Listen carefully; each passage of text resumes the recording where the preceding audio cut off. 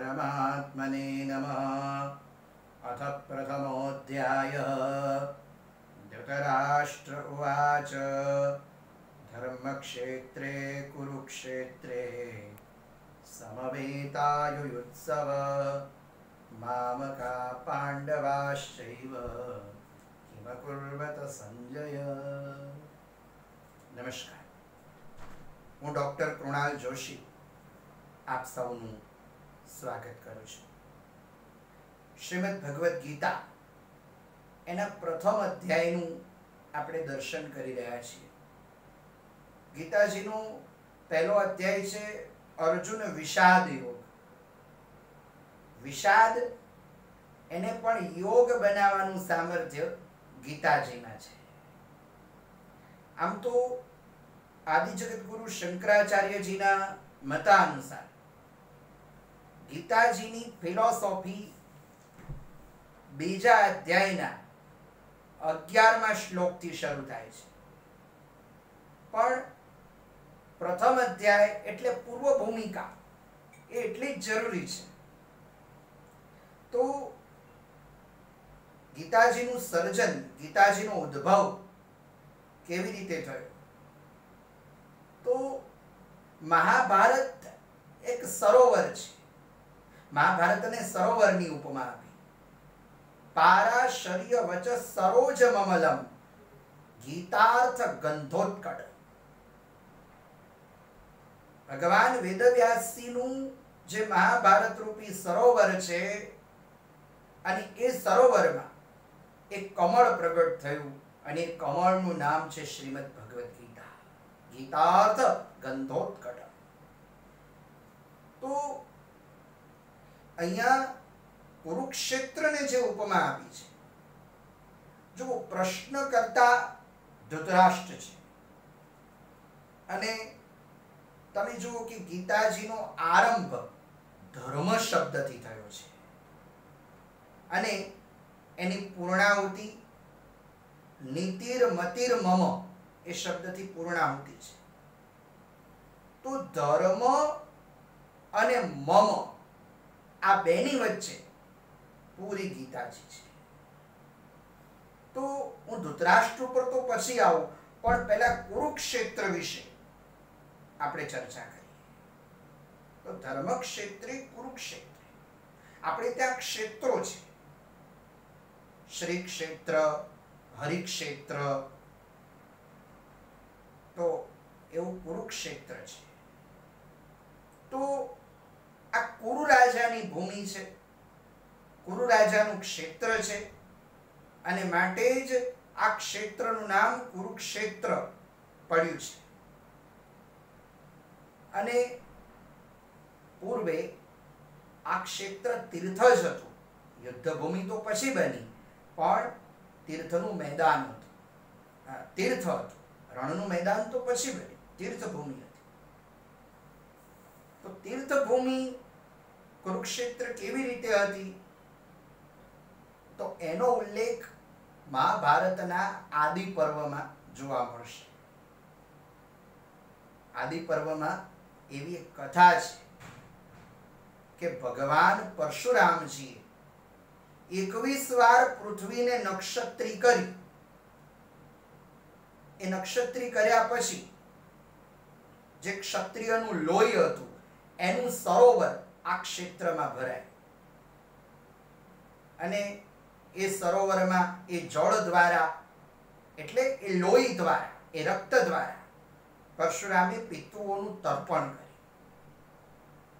બ્રાહ્મણો બહુ પ્રસન્ન થયા અને બ્રાહ્મણોએ પરશુરામજીને કહ્યું કે હવે આ લોહીનું સરોવર નહીં, પણ આ પવિત્ર તીર્થ બનશે. એટલે કુરુક્ષેત્ર એ તીર્થ બન્યું, એટલે ધર્મનું ક્ષેત્ર બન્યું. અને પરશુરામજીએ પણ જે રાજાઓને માર્યા હતા એ રાજાઓ અધર્મી હતા. અધર્મી રાજાઓનો એમને સંહાર કર્યો હતો, સજ્જન રાજાઓને માર્યા નથી. તો તેથી આ ક્ષેત્ર એ ધર્મ ક્ષેત્ર કહેવાયું છે. તો પ્રશ્ન કરતા છે ધૃતરાષ્ટ્ર. ધૃતરાષ્ટ્ર જન્માંધ છે. અને મહાભારતમાં પ્રજ્ઞા ચક્ષુ એવા વારંવાર શબ્દ પ્રયોગ ધૃતરાષ્ટ્ર માટે થયા છે. પણ ધૃતરાષ્ટ્ર એ જન્માંધ કરતા મોહાંધ છે. અને જે મોહાંધ હોય એ જ જીવનમાં આટલી મોટી ભૂલ કરી શકે. આજે આપણે નથી કહેતા કે ગાંધારીએ આંખ ઉપર પટ્ટી બાંધી. ચલો, ધૃતરાષ્ટ્રને તો દ્રષ્ટિ નહોતી, પણ ગાંધારીને પટ્ટી બાંધવાની જરૂર શું કરવા પડે? તો ગાંધારી એક પતિવ્રતા નારી છે એ આપણે સમજીએ, અને એ છે, એ સારું છે, એટલે એનો વિરોધ નથી. પણ તાત્વિક દ્રષ્ટિથી એક અર્થ લઈ શકાય કે જેના માતા પિતા, એટલે જે સંતાનના માતા પિતાના નેત્ર ઉપર મોહની પટ્ટી હોય, એ માતા પિતા ક્યારે પણ પોતાના સંતાનોને સંસ્કાર નહીં આપી શકે. બસ એ મામકા મામકા મામકા જ કરશે. તમે જુઓ, પુરાણોમાં જ દૃષ્ટાંત છે કે ઋષભદેવજી, એમને પણ 100 પુત્રો હતા, અને ધૃતરાષ્ટ્ર, એને પણ 100 પુત્રો હતા. પણ ધૃતરાષ્ટ્રે ક્યારે પણ પોતાના પુત્રોને સદસંસ્કારનું સિંચન નથી કર્યું. એનું કારણ છે મોહાંધ. અને જે વ્યક્તિ મોહાંધ હોય, પશ્યન અપી ન પશ્યંતિ, એ જુએ છે તે છતાંય જોતો નથી. અને રામચરિતમાનસમાં ગોસ્વામીજી તુલસીદાસજી મહારાજ કહે છે કે મોહ સકલ વ્યાધિન કર મૂલા.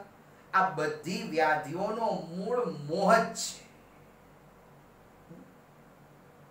તો ભગવાન વેદવ્યાસ જ્યારે મહાભારતનું યુદ્ધ નજીક હતું, ત્યારે વ્યાસજીએ પણ ધૃતરાષ્ટ્રને સમજાવવાનો ખૂબ પ્રયત્ન કર્યો કે તમે ધારો તો યુદ્ધને અટકાવી શકો એમ છો. પણ ધૃતરાષ્ટ્ર માન્યા નહીં. પછી વ્યાસજીએ ધૃતરાષ્ટ્રને કહ્યું કે હું તમને દિવ્ય દ્રષ્ટિ આપું, એ દ્રષ્ટિથી તમે કુરુક્ષેત્રનું જે યુદ્ધ છે એ જોઈ શકશો. એટલે ધૃતરાષ્ટ્ર કહે છે કે મારે જોવાની ઈચ્છા નથી, મારે જોવાની ઈચ્છા નથી. એટલે ધૃતરાષ્ટ્રને ખબર છે કે વિજય તો પાંડવોનો જ છે, એટલે કહ્યું કે મારે જોવું નથી, હું ખાલી સાંભળી શકું એવું કર. ત્યારે કહ્યું કે સંજય, એને હું દ્રષ્ટિ આપું છું. સંજય તમને બેઠા બેઠા બધો અહેવાલ કહેશે.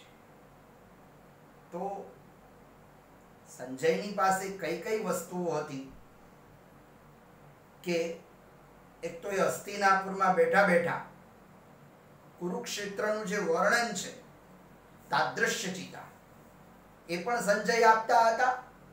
અને સંજયની અંદર એ શક્તિ હતી કે લોકોના મન પણ એ વાંચી શકે. કોઈનું મન વાંચવું હોય તો સંજય, એની જોડે શક્તિ હતી કે ભાઈ દુર્યોધનના મનમાં શું ચાલે છે, દ્રોણાચાર્યના મનમાં શું ચાલે છે, અને એટલે જે વર્ણન કરી શક્યો છે. એટલે આખી ગીતાજીમાં 41 શ્લોક સંજયના છે કે એની પાસે દ્રષ્ટિ હતી. ધૃતરાષ્ટ્રનો તો એક જ શ્લોક છે. શું કહે છે ધૃતરાષ્ટ્ર? 10 દિવસ સુધી મહાભારતના યુદ્ધમાં ભીષ્મ પિતામહ લડ્યા. પછી ભીષ્મ પિતામહ બાણ શૈયા ઉપર પડ્યા. શયાનમ સરપંજરેત. ત્યારે સંજય દુઃખી થયા છે, હસ્તિનાપુરમાં આવ્યા અને ધૃતરાષ્ટ્રને બધી વાત કરી કે ભીષ્મ પડ્યા. ત્યારે ધૃતરાષ્ટ્ર ખૂબ દુઃખી થયા છે. અને પછી ધૃતરાષ્ટ્રે પ્રશ્ન કર્યો છે કે ધર્મક્ષેત્ર એવા કુરુક્ષેત્ર મારા પુત્રો અને પાંડુના પુત્રોએ શું કર્યું? એટલે આપણે પણ ધૃતરાષ્ટ્રની વિચારધારા વાળા છીએ. કે આ મારું છે અને આ મારું નથી. જે મમત્વની ભાવના છે અને એ જ દુઃખનું કારણ છે. કહ્યું કે મામકા મારા પુત્ર અને પાંડુના પુત્રોએ શું કર્યું? હે સંજય, તું મને કે. સંજયની એક જ પરિભાષા છે કે જેને ઇન્દ્રિયોને જીતી છે. ત્યારે સંજય કહે છે, સંજય ઉવાચ દૃષ્ટ્વા તુ પાંડવાનીકમ વ્યુઢમ દુર્યોધનસ્તદા આચાર્યમુપસંગમ્ય રાજા વચનમબ્રવીત. તો કુરુક્ષેત્રના રણ મેદાનમાં સંજય કહે છે કે બંને બાજુ સૈન્ય ગોઠવાઈ ગયું અને દૃષ્ટ્વા તુ પાંડવાનીકમ વ્યુઢમ દુર્યોધનસ્તદા, પાંડવોની વ્યૂહરચના જોઈ અને દુર્યોધન એ આચાર્ય પાસે ગયો. પણ જ્યારે દ્રોણાચાર્ય પાસે દુર્યોધન જાય છે ત્યારે દુર્યોધનનું સ્વરૂપ કેવું છે? તો એ વ્યાસજી બહુ સુંદર કલમ વ્યાસજીએ ચલાવી છે. માટે પહેલો અધ્યાય સમજવો છે. રાજા વચનમ અબ્રવીત, આચાર્યમ ઉપસંગમ્ય રાજા વચનમ અબ્રવીત. તો પહેલો તો દુર્યોધનનો અવિવેક શું છે કે ગુરુની પાસે રાજા બનીને ગયો. ગુરુની પાસે જીવનનું દર્શન મેળવાય, આપણા વૈભવનો પ્રદર્શન ન કરાય. રાજા બનીને જવાય છે. અભિજ્ઞાન શાકુંતલમાં એક બહુ સુંદર પ્રસંગ છે કે કણ્વ ઋષિનો આશ્રમ નજીક આવે છે. ત્યારે દુષ્યંતે બધું રથમાં શસ્ત્ર અસ્ત્ર બધું મૂકી દીધું, મુગટ ઉતારી દીધો. ત્યારે વિદૂષકે મંત્રીઓએ કહ્યું કે તમે કેમ મુગટ ઉતાર્યો? ત્યારે કહ્યું કે આ ઋષિનો આશ્રમ છે અને ત્યાં કાલિદાસે બહુ સુંદર એક પંક્તિ મૂકી છે શાકુંતલમાં કે વિનીત વેશે પ્રવિષ્ટવ્યાની તપોવના. ગુરુની પાસે જવું હોય તો વિનીત વેશે જવાય, શિષ્ય બનીને જવાય. અને દુર્યોધનનો પહેલામાં પહેલો અવિવેક કે રાજા બની અને ગુરુની પાસે ગયો છે. તો બીજા ઘણા દુર્યોધનના દુર્ગુણો છે જે પહેલા અધ્યાયમાં આપણને જોવા મળશે કે કેટલો પોલિટિશિયન છે. તો એનું ચિંતન આપણે આવતા સપ્તાહે કરીશું. ત્યાં સુધી પ્રણામ.